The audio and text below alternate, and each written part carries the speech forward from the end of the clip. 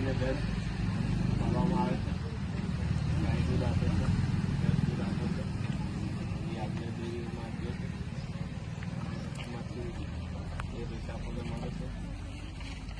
અનાવાલ દૂધ ડેરીમાં જાય છે. તમારા ઘરે દૂધ ઉત્પાદન થાય તે તમે દૂધ ક્યાં આપો છો? અનાવાલ આપીએ છીએ. તમે કેટલા વર્ષથી વ્યવસાય કરો છો? અમે 20 વર્ષથી આ ધંધો ચાલુ છે પશુપાલન.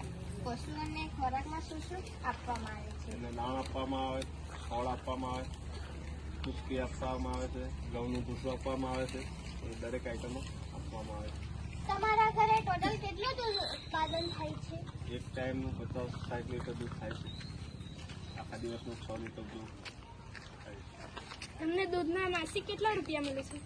દૂધનો જે ભાવ મળે છે આપણને ફેટ ઉપર મળે છે. 60-65 રૂપિયા લીટરનો ભાવ હોય છે. પશુઓ બીમાર પડે તો તમે શું કરશો? ડૉક્ટરની વિઝિટ કરાવવી પડે, ટ્રીટમેન્ટ આપવી પડે. 1 લીટર દૂધનો કેટલો ભાવ? 60 રૂપિયા ભાવ મળે છે. પશુઓના ખાતરનું તમે શું કરો છો? એ ખેતરોમાં ઉપયોગ થાય છે, બાકીનું વેચવામાં આવે છે. ગાય અને ભેંસ લીટરના અલગ અલગ રૂપિયા હોય છે? હા, ભેંસનો ભાવ 60 રૂપિયા હોય છે, ગાયનો ભાવ 40 રૂપિયા હોય છે.